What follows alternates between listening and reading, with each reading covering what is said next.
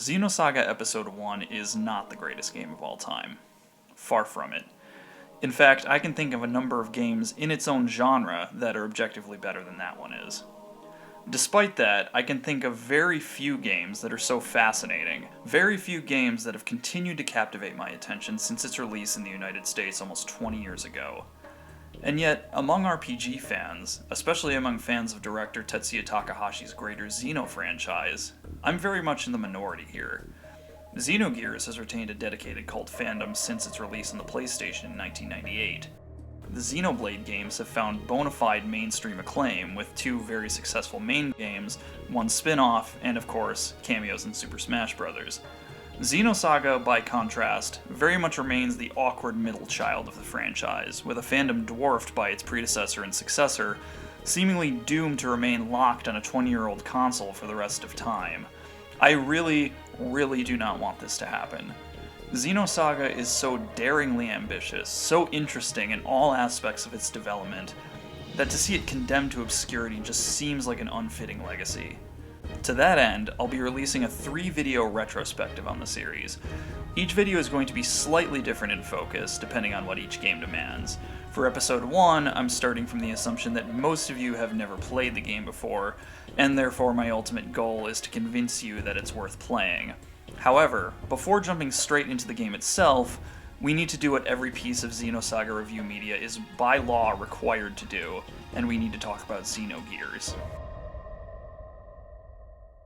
Squaresoft in the late 1990s displayed a sense of daring and creativity unprecedented and unequaled in RPG development even to this day. Perhaps it was the talent passing through the company at the time, perhaps the jump to 3D gave the developer a sense of freedom and experimentation only available at that specific moment in time. I personally think it was a little bit of both, but regardless of reason, the games made in this era were some of the most fascinating the genre has ever seen. Take Parasite Eve, which combines survival horror gameplay with a sci-fi thriller narrative, or Vagrant Story, which reads like Elizabethan tragedy and plays like no other game ever made. But among that fellowship of legends, Xenogears still stands out. Here was a game that, coming out of a country that is, at most, 1% Christian, actively handles elements of not just mainstream Christianity and Judaism, but the more esoteric traditions of Gnosticism and Kabbalah with serious confidence. Not only that, it was equally at home in the philosophical traditions of psychoanalysis and existentialism. It must be emphasized, this kind of serious attention to the Western religious and philosophical tradition just did not happen in RPGs at this time, and for the most part still doesn't. Maybe you'd see something like the Megami Tensei series use Judeo-Christian symbols as a visual motif, but that's usually as far as it went. But don't think Xenogears was just made as an excuse to show off the literary pretensions of its creators.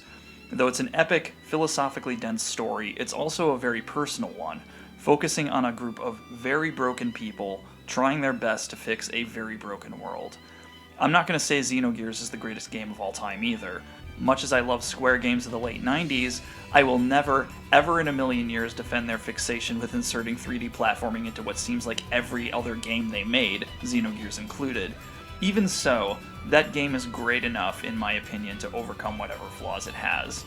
Of course, when the game came out in 1998, I didn't know any of this. I was 8 years old, and even though I was already an avowed RPG player at that point, being one of the generation of fans who came in because of Final Fantasy VII, I decided to pass on Xenogears because the one video game magazine I read during the time, GamePro, gave the game a negative review. This was unlucky for me. Not only did I miss out on one of the greatest RPGs of that generation, I did so because of what was admittedly a truly horrible review. I'll put a link to it in the description of this video if you're curious to read it.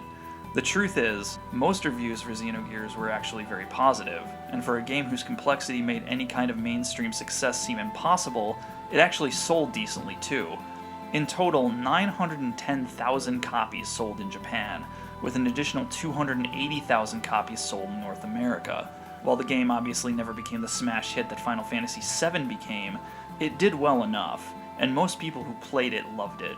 It was so unique that I think that most fans asked the same question that I did when I finally got around to playing it in 2003. Who the hell could create something like this? Now, I understand there are issues with reducing the creation of any video game to the product of one or two auteur-like figures. By its nature, video game creation is a collaborative endeavor. Even so, I feel that in special cases, approaching certain games from an auteur standpoint is warranted. Xenogears, and Xenosaga by extension, is one of those cases, because the story and its themes seem so inseparable from the minds of those who created it. That being the case, let's get a closer look at who those creators are. The first, and by far the most famous name associated with the game, is its director, Tetsuya Takahashi. Though Xenogears was his directorial debut, Takahashi had already built up quite a name for himself in the RPG development scene. He began his career about a decade before the release of Xenogears, when he was hired by Nihon Falcom, and cut his teeth as a graphic designer for some of the earliest entries of both the Ys and Legend of Heroes franchises. After a couple years, Takahashi jumped ship to Squaresoft, where he immediately made a name for himself as a graphic designer for some of the greatest games of that generation, including Final Fantasies IV, V, and VI, the original Front Mission, and Chrono Trigger. It was during his early years at Square that Takahashi met who would become his partner in crime, Kaori Tanaka, who's perhaps better known by her pen name, Xenosaga. Tanaka joined Square as a graphic designer at around the same time Takahashi did, and the two worked together on almost the exact same series of games during their tenure. Tanaka, like Takahashi, was similarly interested in the philosophies of Carl Jung, Sigmund Freud, and Friedrich Nietzsche, and shared a similar passion for world building and character creation. To give one notable example, when working on Final Fantasy VI, Tanaka was put in charge of the development of fan-favorite characters Edgar and Sabin Figaro. The backstories she created were so ludicrously detailed that much of it had to be excised from the final version of the game. She was later able to publish them in the form of a doujinshi called Figaro no Kekkon, which has gone on to become one of the rarest and most sought-after pieces of Final Fantasy merchandise in history. It's so rare, in fact, that I've never gotten a chance to read it myself. I've only seen summaries. But those summaries are insane in their detail. The doujin outlines the history of the Figaro royal family going back several generations, and even details how the castle was able to be retrofitted to sink underneath the sand. It sounds like an incredible piece of work, and if anyone has a copy, please upload it somewhere. I'd love to get my hands on one. Anyway, to get back on track. Obviously, Takahashi and Tanaka made the perfect artistic partnership, and I should note that their connection extended beyond professionalism and artistry. The two were married in 1995. Due to the couple's success at bringing to life some of their greatest games, producers at Square presented Takahashi and Tanaka with what must have seemed like their highest honor: the opportunity to develop the concept for Final Fantasy VII. An early draft of Xenogears was what they submitted. Of course, that game did not become Final Fantasy VII. Those producers told them their idea was too dark and complicated for that franchise. However, as a sign of respect, the two were allowed to turn their idea into an independent property. After a brief attempt at retooling it into a sequel to Chrono Trigger, it was decided to turn it into an entirely new story. Now, as grandiose as the story of Xenosaga was, and despite the fact that its immediate plot was resolved by game's end, those who played it could tell that it was, in some ways, not the whole story Takahashi and Tanaka intended to tell. The most obvious sign of this is the state of the game's second disc. Now, this video is not the place to do a detailed breakdown of what happened to Xenogears' second disc, and I do actually intend to address that in a future video. But what's important to know right now is because of issues involving time and resource allocation, Takahashi was forced to severely cut the content of Disc 2, reducing much of it to extended scenes of narration with brief periods of dungeon exploration breaking it up. This was not ideal for anyone working on the game, and even die-hard fans of the finished product will point to that disc as the major black mark against it. As if that wasn't enough, all you need to do is look at the game's end credits, where it's revealed that the game is in fact Episode 5? 5? Where were the other 4? The answer can be found by reading the Japan-exclusive book, Xenogears Perfect Works. If anyone is interested, the book has been translated into English by fans, and I'll provide a link to that translation in the video description. Suffice it to say that it remains one of the most impressive testaments to world building in the history of video games. Remember what Kaori Tanaka did for Final Fantasy VI and Figaro no Kekkon? Well, Perfect Works is that raised to the 10th power. The book is a compendium of every little detail of Xenogears' world, characters, technology, and history, with breakdowns of the game's lore extending back thousands of years before even its opening cutscene. It's here we get glimpses into what would have become Xenogears' other episodes. Episode 6 would have been a sequel to the game itself, and 2 through 4 would have fleshed out the world's previous historical eras. But the most intriguing is Episode 1, which is set entirely in the futuristic society only briefly witnessed in the game's opening cutscene. What small tidbits of knowledge Perfect Works spells out for us are enough to pique anyone's interest. The Earth being condemned as a forbidden region rechristened Lost Jerusalem, a federation of space travelers colonizing the stars, an interstellar war, and research into technology capable of destroying the universe itself. Of course, none of these ideas would come to fruition. A persistent rumor places the blame on Xenogears' commercial performance. Square promised the story would continue if the game sold 1 million copies in Japan, something it was unable to do. As far as I'm aware, that rumor has no basis in fact whatsoever. The real reason why Xenogears never continued has, in fact, been spelled out by Takahashi on a number of occasions. After the unprecedented worldwide success of Final Fantasy VII, Square decided to allocate more and more resources to that franchise, leaving the fate of smaller, independent projects like Xenogears very much in doubt. Apparently a follow-up to Xenogears was actively planned, but Takahashi was not receiving the support he needed to bring it to fruition. More details surrounding this state of affairs emerged in June of 2020, when former Square producer Hirohide Sugiura revealed exactly where those resources were being allocated, to starting up their film business, which culminated in the 2001 release of Final Fantasy The Spirits Within. Given that movie ended up losing Square almost $100 million and almost costed them their coveted merger with Enix, it was probably as good a time as any to jump ship. And that's exactly what happened. In October of 1999, Takahashi, Sugiura, and Xenogears art director Yasuyuki Hone opened a new company, Monolith Soft, taking with them about 20 others from Xenogears' development team, including Kaori Tanaka. And in early 2000, Monolith Soft began recruiting developers for their first game, codenamed Project X. Project X, of course, was Xenosaga Episode I. From the beginning, Takahashi was adamant that the game was supposed to complete the history that Xenogears only hinted at. Xenogears ended up differently from how I envisioned it, so we have decided to hit the reset button and start all over again with a science fiction story, which will be presented through a series of episodes encompassing the beginning to the end of the universe. That sounds ambitious, but Takahashi claimed, even at that early date, to have most of the story blocked out.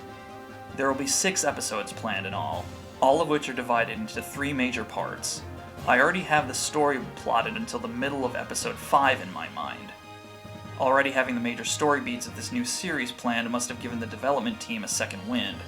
Kaori Tanaka has called the beginning of Xenosaga's development cycle a fresh start full of hope. The fruits of that hope were released upon the world a little over 2 years later, when Xenosaga Episode I was released in Japan on February 28, 2002. We had to wait an entire year for it to come out in the United States.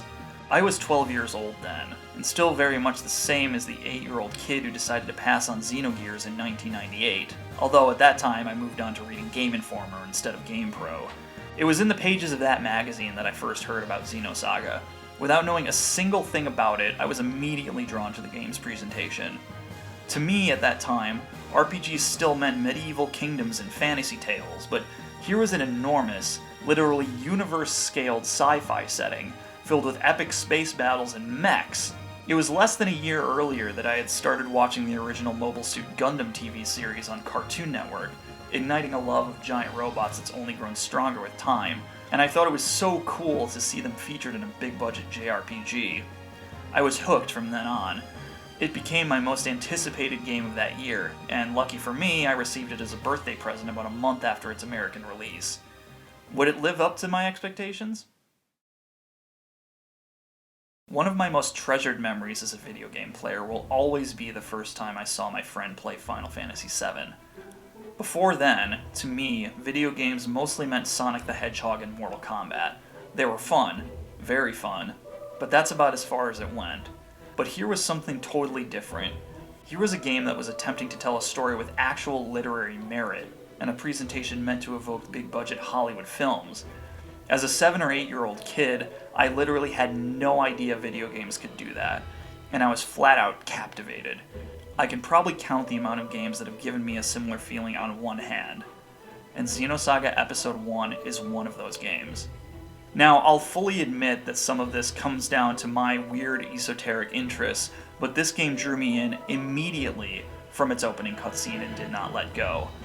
An archaeological dig in East Africa, the unearthing of a mysterious object, story beats that seem to parallel that of Adam and Eve eating the fruit of knowledge in the book of Genesis, that insane, swelling orchestral score, a giant monolith clearly meant to evoke 2001: A Space Odyssey, a movie and book I had also fallen in love with a few months before, a 4,000 year time skip, huge fleets of spaceships, mechs, cool-looking anime-inspired character designs, more religious and mythological references, more giant mysterious monoliths, mysterious disappearances relating to said monoliths, technobabble that actually seems to mean something.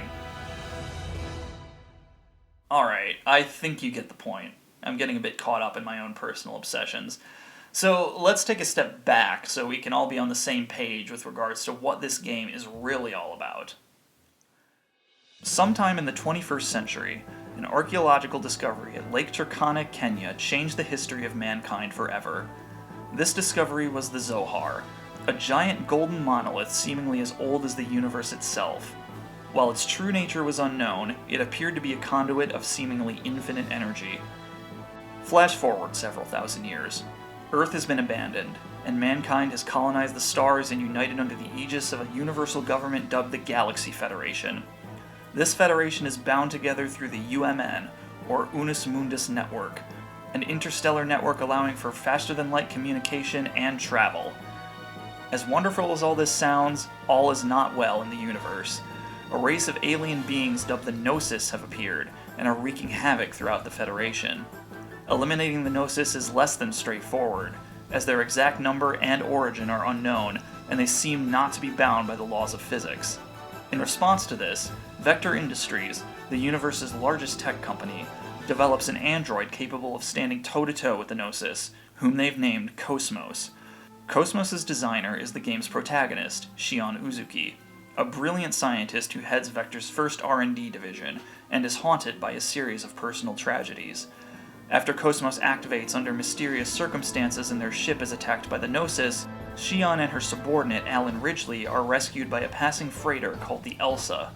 From there, Shion, Cosmos, Alan, and the crew of the Elsa are joined by a number of other characters, who are all coincidentally heading to the same planet, Second Miltia, and who are all, unbeknownst to themselves, players in a plot to once and for all save the universe from the threat of the Gnosis, the Zohar Project.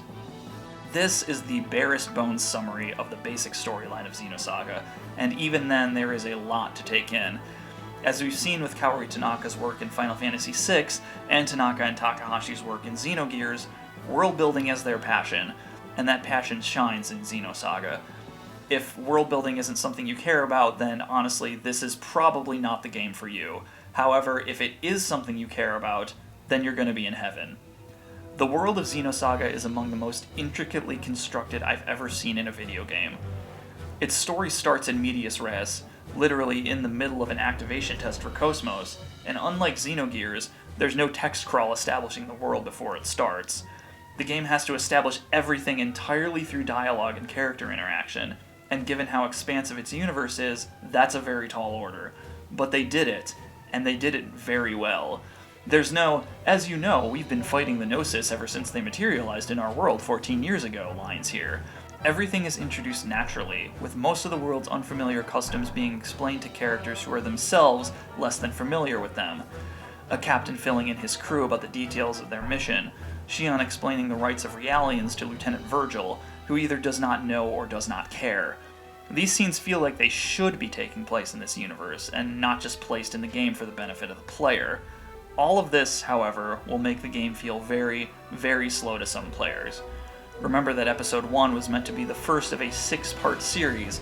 There's no way to avoid that slowness, as establishing this mind-bogglingly large universe is one of its primary reasons for existing. In fact, I often joke that the game has 2 different tutorials. The first, the initial dungeon with Shion and Cosmos in the Encephalon, is a tutorial for battles and area navigation. The second, with Shion traveling to the bridge of the Woglinde, is a tutorial for the game's world itself. The only thing that happens during this section of the game is that Xion walks to the Woglinde's bridge to deliver Cosmos' battle simulation data to the captain. That's literally it. But on the way, she has numerous interactions and conversations that slowly begin to introduce the world, from the inner workings of Vector Industries, the role of Realians in their society, and the structure of the Galaxy Federation's military. As someone who loves world building, this did not bother me at all. Learning about all of this was one of my primary joys in playing the game. But for those who just want the story to get on with it, this may feel intolerable. Give it a shot though. Worlds this expansive need time and attention to establish themselves properly. I should also say, because of the nature of Xenosaga's universe, you're going to hear a lot of unique terminology that may confuse you, especially at the beginning. Thankfully, the game provides a glossary that gives detailed definitions of every single unique term you hear in the game, often in greater detail than was given by the characters. I've heard some people claim that Xenosaga is impossible to understand without reading the glossary, and honestly, I think that's a bit of an exaggeration. My earliest playthroughs of the game were done without consulting the glossary very much at all, and I found it easy enough to understand the terminology through context clues alone. That being said though, you will become much more immersed in the world by consulting the glossary, so if you're as big of a fan of this world as I am, I can't recommend reading it enough. Now, a world this complex is nothing without strong characters to anchor the player, and Xenosaga delivers this in spades. In fact, Xenosaga corrects what many players see as a major flaw in the presentation of Xenogears. In Xenogears, though there are 9 playable characters, the game focuses primarily on only 4 of them, to the exclusion of most of the others. If you are interested in finding out more about, for instance, Rico's relationship with Kaiser Sigmund, or an in-depth look at Billy coming to terms with the truth about the Ethos organization, well, unfortunately the game kind of glosses over all that.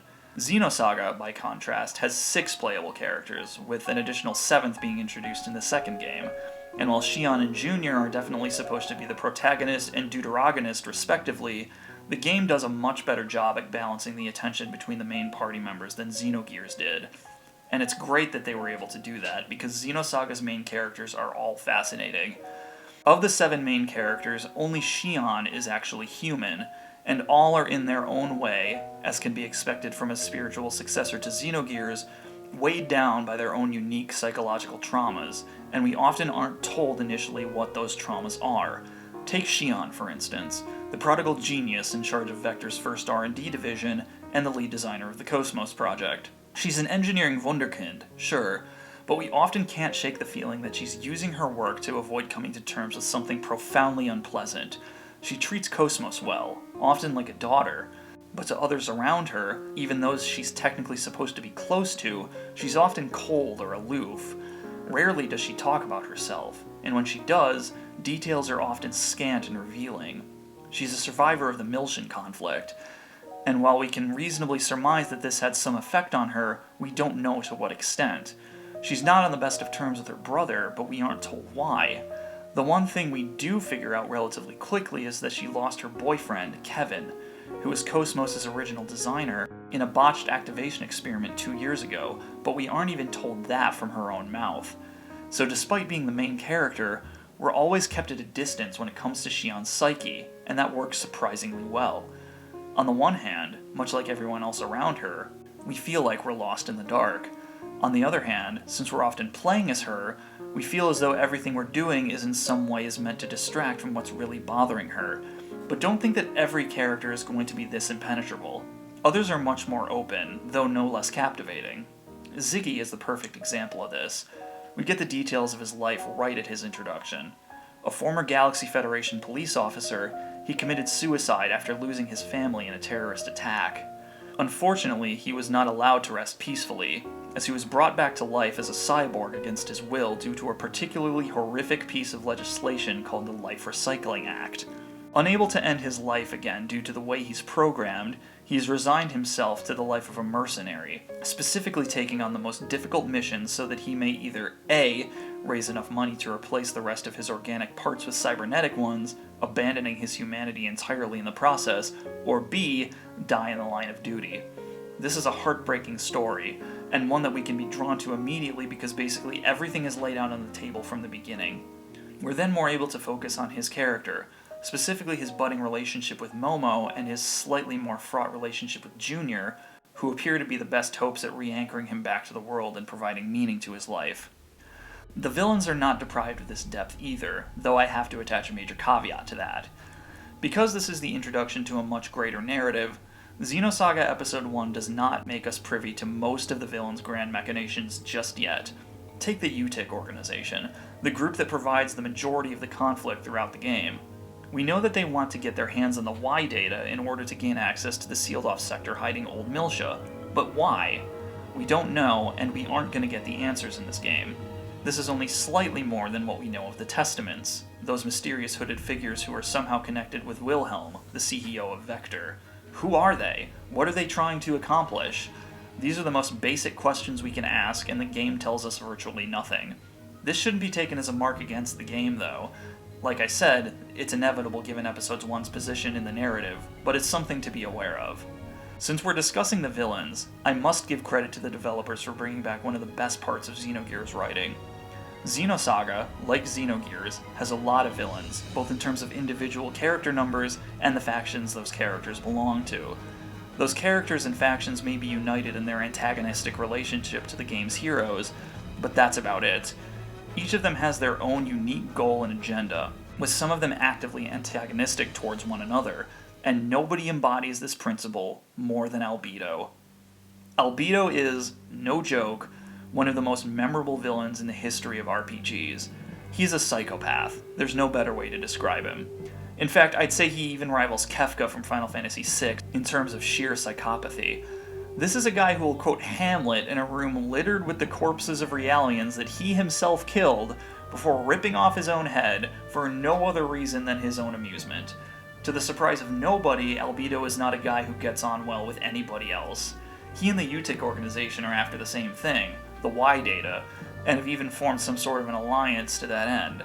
Despite this, it's made clear that this alliance was made purely out of convenience and not of respect. Pellegri, UTIC's second-in-command, openly questions the wisdom of allying with him, with UTIC's commander Margulis responding with the harshly pragmatic, "he has his uses." This makes the story so much more dynamic, as you aren't solely focused on how the villains are going to inconvenience the heroes, but you're invested on the relationships between the villains themselves. Albedo is a complete wild card, and you can never be certain how he's going to interact with anyone in the world regardless of their moral alignment. I could go on and on about these characters. Hell, those are just the major players. The side characters are just as memorable. From Matthews, captain of the Elsa, who calls everyone a moron and wears a trucker hat that literally says, "Caution, I am a boozer" on it, to Commander Cherenkov, a man who only appears in the game's first half, but whose story of struggling and ultimately failing to find a place in the world that was so obviously not meant for him will haunt you until the very end. But this video is already long enough as it is, so right now, let's move on to the presentation. If there's one thing anyone knows about Xenosaga, it's that it's a game with a lot of cutscenes. The notions of Xenosaga being more movie than game has been a meme since shortly after it came out, and it's one that honestly does have some weight to it. Go on YouTube and you'll find a number of videos of all of Xenosaga's cutscenes stitched together, and they total a little over 7 hours long. Yes, 7 hours of just cutscenes. Whether or not you think this is a good thing is probably going to depend entirely on your own taste as a gamer. I'm also a big fan of the Metal Gear franchise, so naturally I'm a bit more forgiving on games like this, but I'm clearly aware that others are very much less okay with it. Interestingly enough, though long cutscene breaks have kind of become representative of the Xenosaga franchise at this point, this probably wasn't the creator's intentions.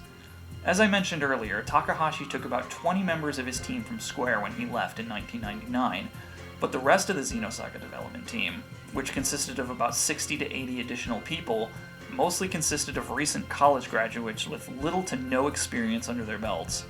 Remember, the PS2 was brand new at the time, and even Takahashi's cohorts from Square, to say nothing of the recent graduates, were all used to the exponential leaps in graphical fidelity the new console afforded them.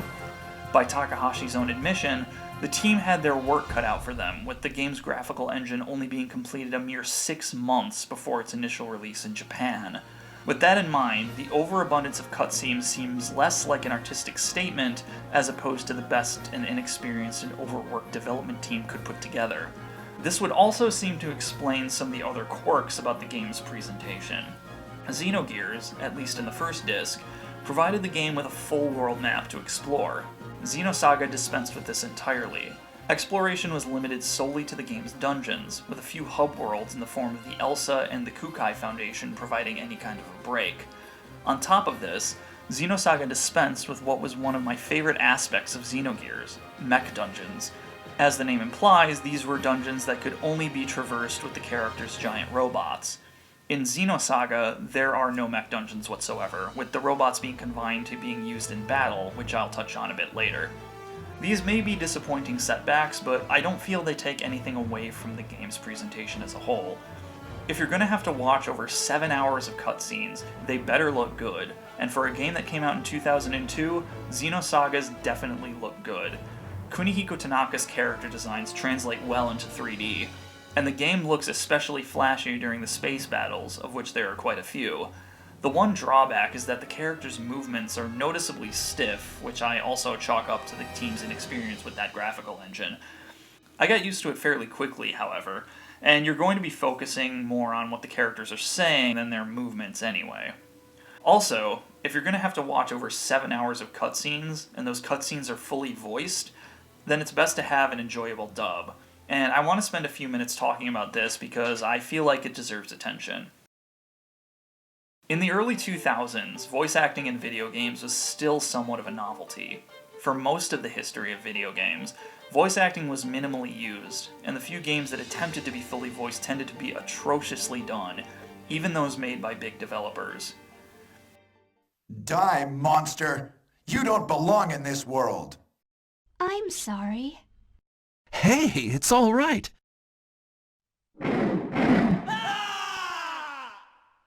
I asked Dubois, the designer, to come too. Oh, there's no problem with my CFOX system. No accident should have occurred. Oh! It wasn't until about 1998, with the release of the original Metal Gear Solid, that video game voice acting established what could be considered any kind of qualitative baseline. But even the release of that game did not change the voice acting landscape wholesale overnight. It was a slow, gradual process. Even Final Fantasy X, the biggest game in the biggest RPG franchise in history, featured a dub that was only just okay. Oh, if I score a goal, I'll, do this. That will mean it was for you, okay? It was in this atmosphere that Xenosaga Episode I was released. I imagine that Namco must have instinctively known, for a game that's so dense and dialogue-heavy to have any chance of doing well in the US, that it needed to have an exceptional dub to carry it. Thankfully, they knew where to look. Xenosaga's dub was given to director Kevin Seymour and his team at Animaze Studios.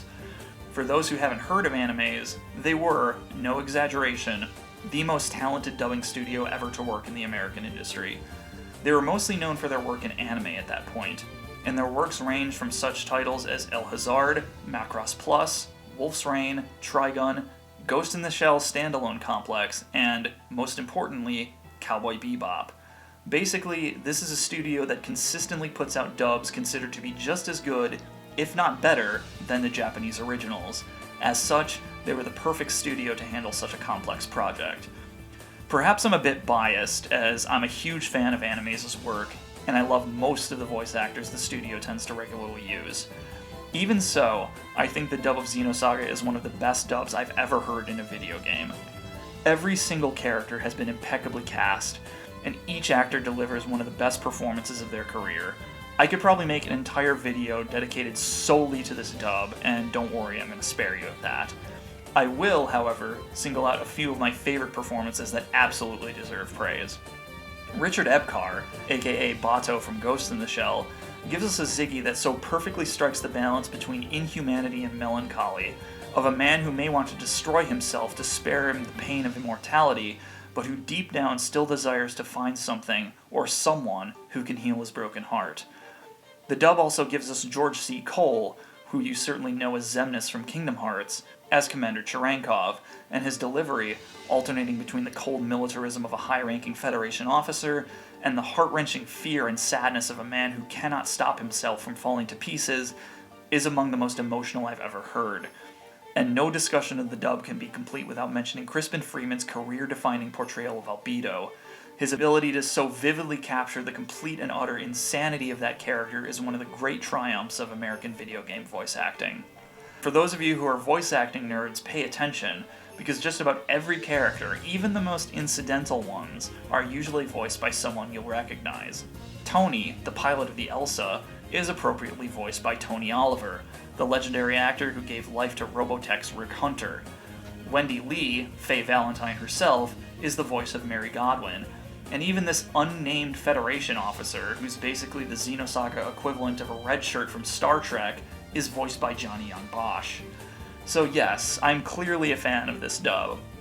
I don't even care that they don't attempt whatsoever to match the characters' dialogue with the movements of their lips. Gnosis.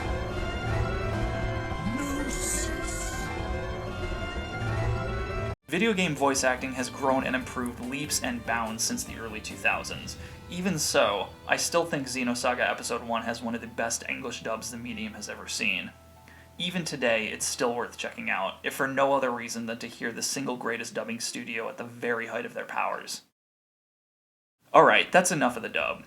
I'll move on to the dungeons, which I was similarly impressed with.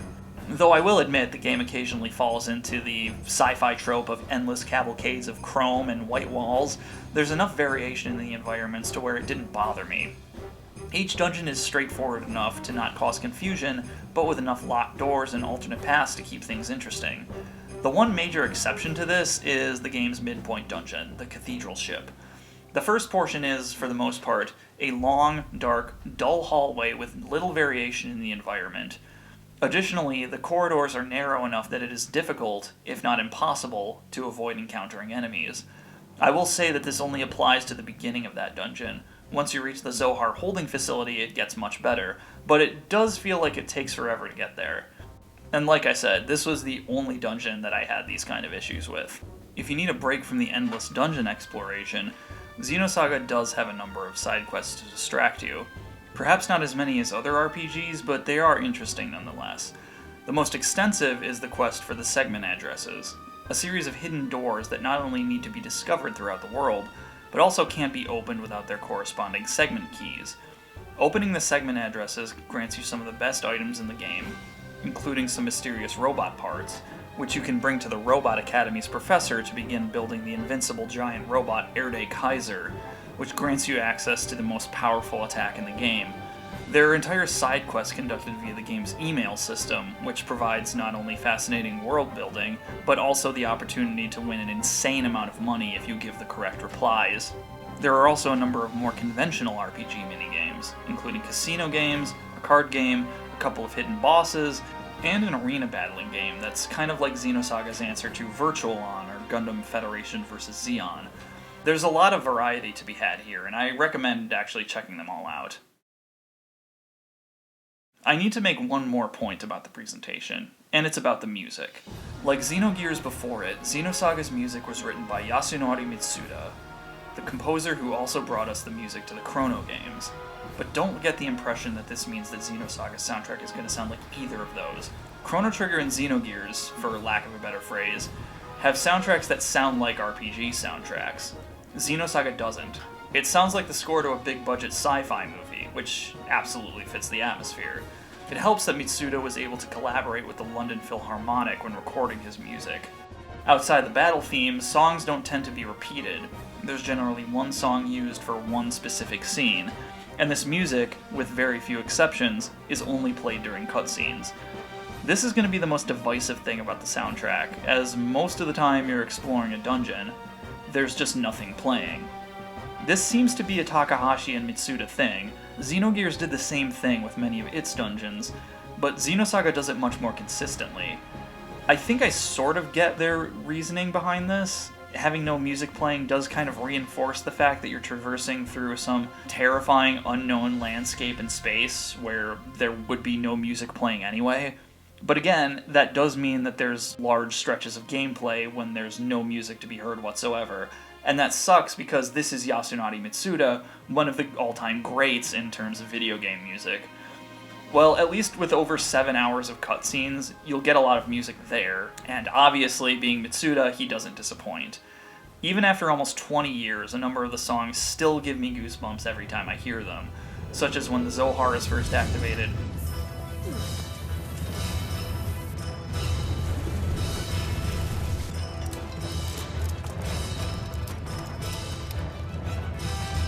Or when Cosmos fires the phase transfer cannon. Roger.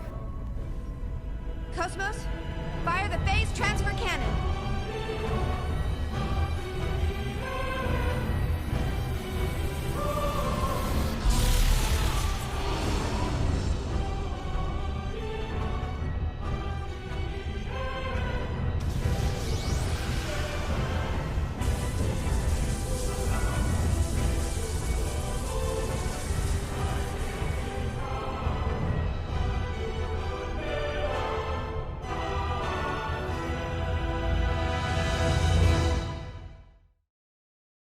So I've talked long enough about the game without really mentioning its battle system even once, and every RPG has to be built on a good battle system to succeed. So does Xenosagas measure up? Most of you will be happy to hear that unlike Xenogears, Xenosaga dispenses with random battles entirely. Enemies are placed at fixed points on the map, and can be fought or avoided at the player's leisure. Be warned though, if an enemy spots you, it will run after you, although most can be dodged without too much hassle. The map also features a few different kinds of traps that can be detonated, and if an enemy is caught in one of these traps, it will either slow them down or stop them altogether, in addition to causing a number of in-battle status effects if the player then decides to engage them. As for the battles themselves, I actually really enjoyed the system Monolith developed.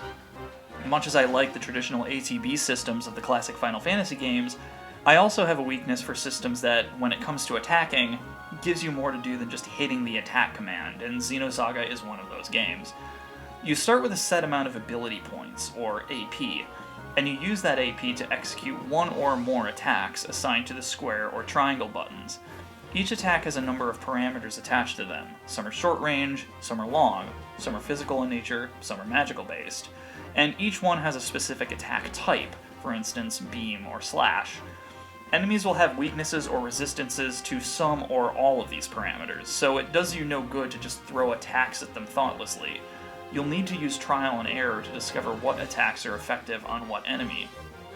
In addition to these standard attacks, you can also conserve AP in order to launch a powerful tech attack for additional damage, and if you don't want to attack, you can guard to conserve AP and take less damage, use magic, which in this game is called Ether, or use items.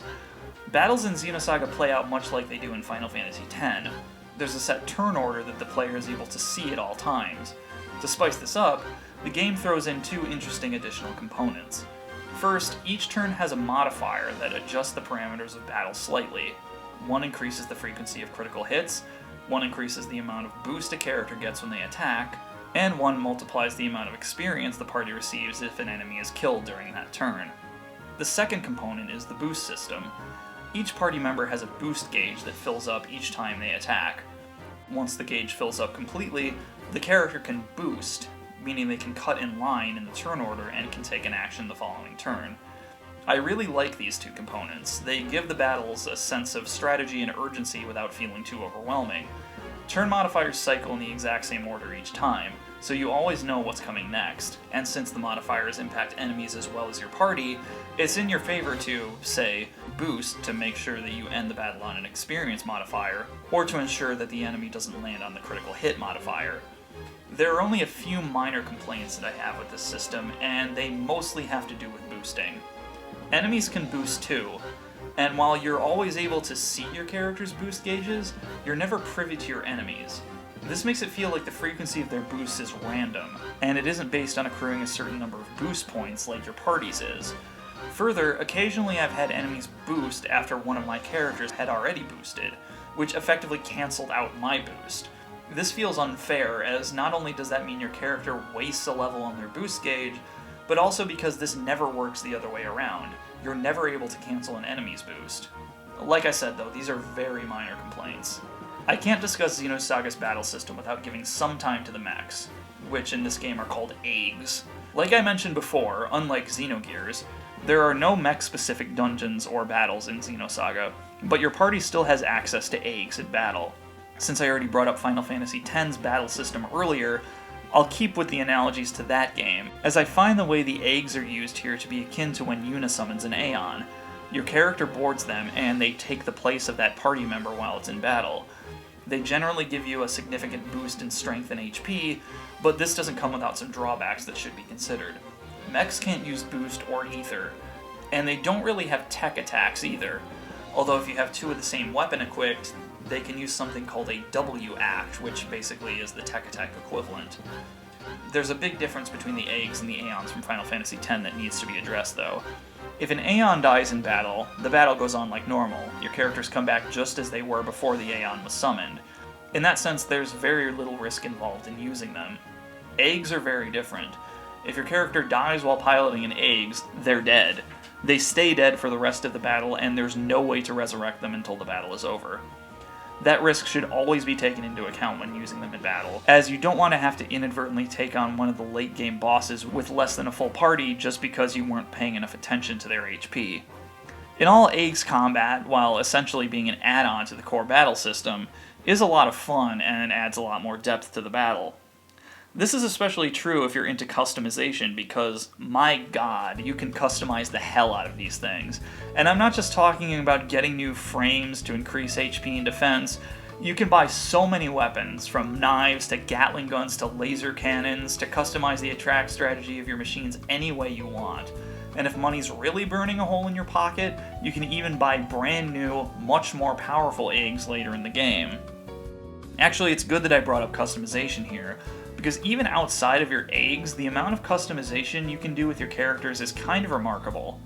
In addition to receiving experience points at the end of every battle, you're also given ether, skill, and tech points. Ether points, as their name implies, not only unlock new ether skills for your characters, but also give you the opportunity to transfer skills to other characters. So, for instance, if you want more than one healer in your party, you can transfer some of Shion's healing ethers to Cosmos, and watch in awe as Cosmos becomes a better healer than Shion is. Skill points allows you to learn skills from accessories. Each accessory has a set skill attached to it, and once learned, you can equip up to 3 of those skills to each character. This is a cool and extremely versatile system, with one little hiccup that makes it a bit more annoying than it should be. Each accessory also has a corresponding level, and a character cannot learn that ability without also being at that accessory level. Characters grow in accessory levels by learning abilities from lower level accessories. My issue with this is you're given no indication as to your character's progression in their accessory levels. You're basically just learning level 1 skills, and then all of a sudden, with no warning, you'll have access to level 2 skills. Some sort of progress meter would have been a nice quality of life addition here. Tech points are really where the hardcore customization comes in though. You can spend them in 2 ways. No surprise, you can use them to upgrade your tech attacks, allowing you to, for instance, use them for a lot less AP, use them twice in one round, or just beef up their power. But in addition to that, you can also use tech points to upgrade basically any of your character's stats. This is honestly kind of intimidating, as there are a lot of character stats that can be messed with, and while most of them are pretty self-explanatory, since there's no real tutorial for this, it always feels kind of daunting. But over time, you do get more accustomed to it, and the fact that you're given such free reign over the potential development of your characters is really cool. Now, I've just spent nearly 50 minutes talking about Xenosaga Episode I, and hopefully, if I've done my job well enough, I've helped you to understand why I've loved it for nearly 2 decades. Some of you may be wanting to go and check it out, and maybe check out the rest of the Xenosaga series when you're done. And here's where I have to make a depressing admission. Xenosaga is, unfortunately, a very inaccessible game for a number of reasons. The first reason is one of practicality. As of now, there is no easy, legal way to play any of the Xenosaga games. This is in stark contrast to almost every other of Takahashi's projects. If you have a PS3 or a PS Vita, you can buy Xenogears from the PSN for $10. Every game in the Xenoblade series can be bought right now via the Nintendo eShop. Yes, even Xenoblade Chronicles X, provided you actually still own a Wii U. Xenosaga is unavailable to purchase anywhere. The only way to play the games legally is if you have a PS2 and a physical copy. This isn't too hard for Episode 1, but if you have any desire to play Episodes 2 or 3, it becomes much more difficult, as copies are rare and very expensive. I recently saw a used copy of Episode 3 in a local used game store going for $300, and for most players, that's asking way too much. Rumors of an HD collection were going around for years, and such a collection was seriously considered at one point by Namco. Even Katsuhiro Harada, producer of the Tekken series, lobbied the company to release it, owing to his memories of working on the same floor as Monolith Soft during the early 2000s.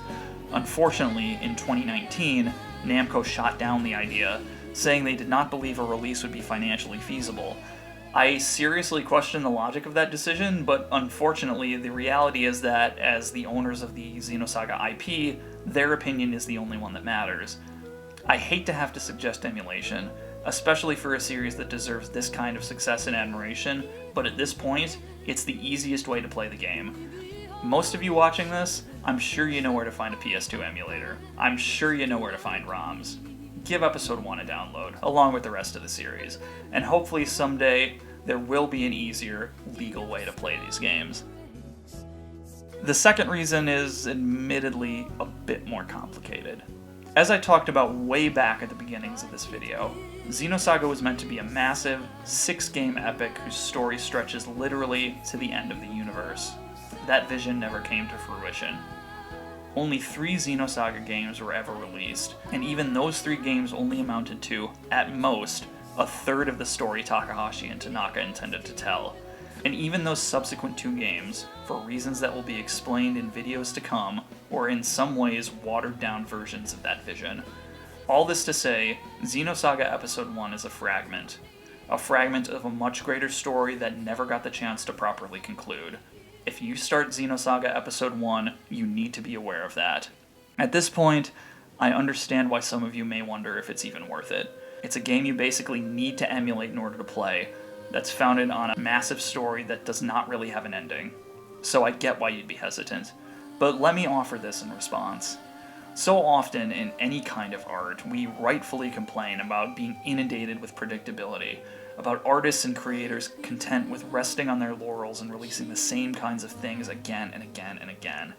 This is a game, this is a series, that refuses to do this. This is a game whose creators were so dedicated to their vision that they left the most prestigious RPG studio in the world at the height of their golden age to ensure that they could make it. This is a game that refuses to shy away from engaging in complex and philosophically dense themes, pretensions be damned. And it's a game that, in the end, disconnected from the story that it's trying to tell, is just fun to play. Perhaps we can call Xenosaga Episode I a failure, since it really wasn't able to tell the story it was made to tell. Perhaps. But I've always been of the opinion that a glorious failure is worth far more of your time and attention than a middling success. I wish more games could be the kind of failure that Xenosaga Episode I is. This is one of the most ambitious stories I've ever seen told in a video game. One whose literal universe-spanning aspiration takes nothing away from its ability to draw you into its world and its refusal to allow you to forget about its characters. Ambition of this magnitude should be rewarded and fostered, and there's no way this can happen if we allow its products to be forgotten.